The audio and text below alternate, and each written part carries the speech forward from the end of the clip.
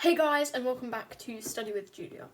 Today I will be talking about some tiny habits, micro habits even, that I genuinely think including in your life really helps. And most, if not all of these, are actually going to be pretty obvious. However, my redeeming factor here is I'm actually going to lay out exactly how these things can help, and I guess simpler ways that you can kind of include these in your daily or just whatever, in your routines. In hopes that, this actually makes it easier to do. Tip number one, and guys, I did say these were going to be pretty obvious, but drink a glass of water when you wake up. I'm not saying first thing, but it could be a first thing for you to ingest, This actually helps your body recover from its state of dehydration, which is brought on throughout the night, you go however many hours without drinking. Usually it's probably around 7 to 9, depending on your sleep schedule, but that's quite a long time. Water on an empty stomach also helps cleanse your bowels as well as boost your energy. I know that for me personally, a glass of water actually wakes me up more than coffee, especially if I haven't drunk much pure, clean, unflavoured water recently. And unfortunately with me that is a problem, so that's probably why the effect is like that. But even if you do drink a lot of water, it's good. It's still good to have in the morning. Still has that, that property of waking you up a bit more. It's just refreshing in my opinion. But not only is it important to drink a glass of water when you wake up, it's also important to remember to hydrate yourself regularly throughout the day. Because that one glass usually is not going to be enough, I'm afraid. Number 2 is eating your 5 portions of fruits and veggies every day. This is kind of simple, but it's such a health hack. I mean, it lowers the risk of serious health problems, including heart disease, strokes, cancer, etc. The usual divide between these fruits and veggies is around 2 cups or portions of fruit and 3 cups or portions of vegetables daily. This is obviously for adults. This provides crucial vitamins in your diet. You've got also your minerals, your dietary fibres. It's great. If you're not a fan of these food groups, it's key that you can sneak these things into your diet by, for example, blending veggies into a pasta sauce, or if you're quite prone to forgetting your fruits and veggies, whenever you want a snack, try and keep that apple or orange on hand instead of something else you'd usually reach for. 3, we've got read. Depending on the person, reading can be a mindful activity, useful for reducing stress, helping you relax, it's great. Also improves your cognitive skills, gives you new ideas that can boost your creativity and improve your critical thinking skills. Reading can also boost your vocabulary, so it doesn't really matter if you read fiction or non-fiction books, as long as you're challenging yourself, reading at an appropriate reading level, and as long as you enjoy it. I personally used to love reading, but I kind of lost that love. Maybe not necessarily lost that love, but I just kind of, I didn't want to do it as much during GCSEs. To combat this, I decided to try this little thing out where I had my little to-do list, and every time I tick something off, I'd read 10 pages, and that kind of clicked in my brain as, wow, reading is relaxing. It's a reward, because every time I complete something hard, I get to read 10 pages. I kind of changed my mindset. And now I still do that because it's made me fall back in love with reading again. 4, meditate. Meditation can give you a sense of calm, peace, and equilibrium in life, helping improve your emotional well-being and therefore your health. It can also combat stress and feelings of anxiety or sadness.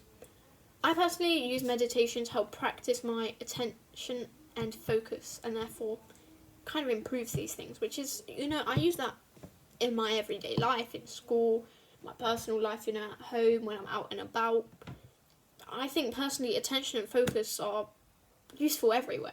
You can find so many guided meditations online. I mean, I currently use Fitness Plus meditations. This is not sponsored, I'm just using up my free trial.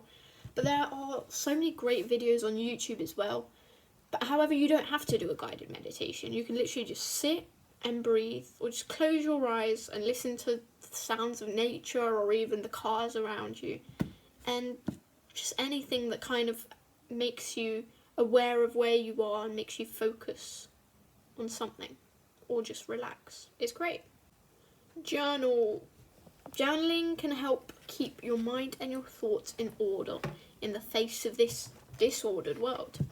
If you struggle with negative or intrusive thoughts, you know, this can be a helpful way to kind of make more sense, and it can also actually improve your memory, as well as your mental health. But if you are ever worried about any of your thoughts, please do talk to someone you trust or a professional, because, you know, this is something that helps, but it is not a cure. Journaling is, once more, similar to meditation, something you can do with prompts, like how I have my little journal from W.H. Smith, which you saw in that little snippet, which unfortunately, once more, is not sponsored. Or you can use prompts from the web, but just like in meditation, you don't have to use prompts. You can just blurt and write down whatever thoughts and feelings you feel comfortable writing down and you just want to rid yourself of or put into order. Number 6, let's stretch. Stretching decreases your risk of injuries, which is important if you train or exercise, but also if you don't, as you can risk injury even if you're just walking or doing everyday activities. You don't have to stretch for hours and put yourself through immense pain. In fact, you are more likely to see health benefits if you stretch for just a few minutes every day, just until you feel your muscles actually stretch. You don't have to sit through, because I remember in PE, those arduous stretches where I genuinely thought I was going to throw up because of the immense pain on my muscles, and you don't need to do that. Lengthening and relaxing these certain muscle fibres through stretching can be something you can add to your morning or night routine, or even to both, depending on how much you are willing to do. I personally have it only in my morning routine, but I think for me this works most because it just gets my muscles prepared for the day ahead, and I'm nice and warm and ready to go whatever the day has for me. Number 7 is kind of, I guess, dependent on where you are in your life journey, but it is learn a new skill and practice it every day. Or, if you've got plenty of hobbies, you can just practice your hobby a little bit every day. Learning a new hobby or a new thing to do is more likely to, make your mind more flexible because you're doing something different in your everyday life. It can fight boredom, keep your mind busy, boosting, your personal development, even just like the hobby as well. Both of these things, learning a new skill and practicing your hobby, can improve your self-confidence and self-esteem and build a sense of purpose.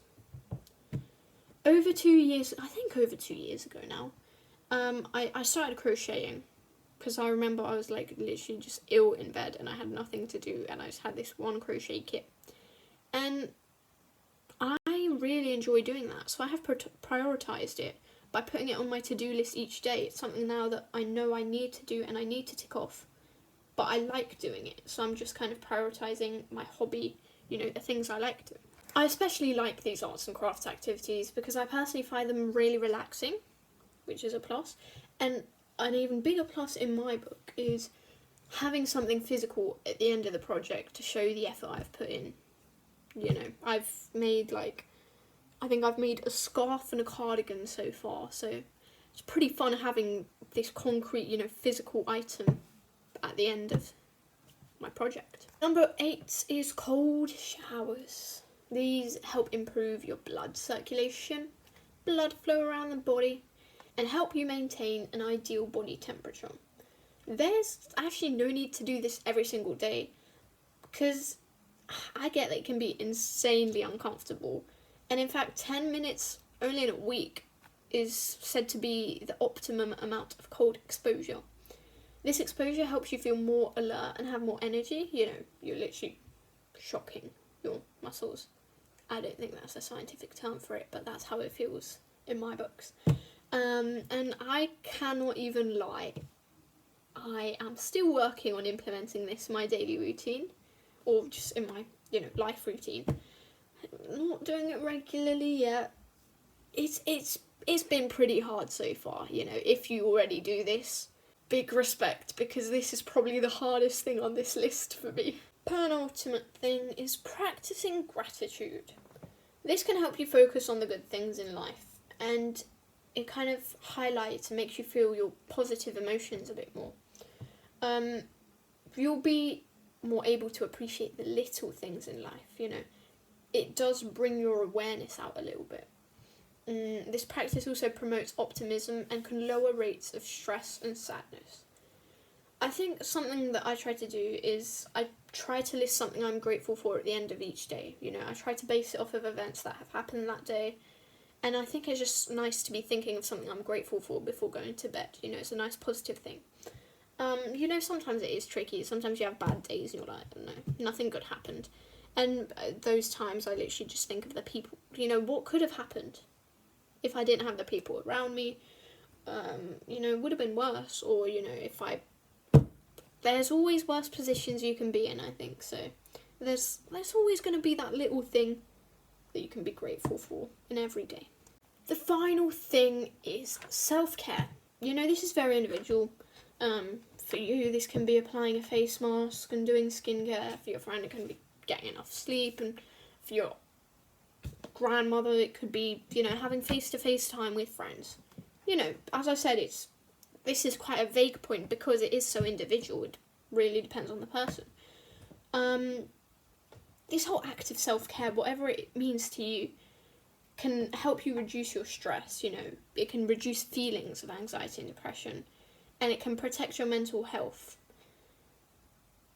It's just, I think it's so important to listen to your body and prioritise what your body needs, sometimes over what your mind wants. That's why, you know, for me personally, self-care is sleep.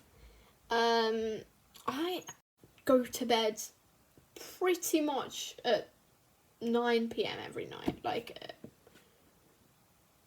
I try not to make exceptions. I've got my circadian rhythm all used to it, and some of my friends think that that is downright crazy, but to me, you know, it just makes sense, because I know for me personally, that's my optimum, you know, time to go to bed.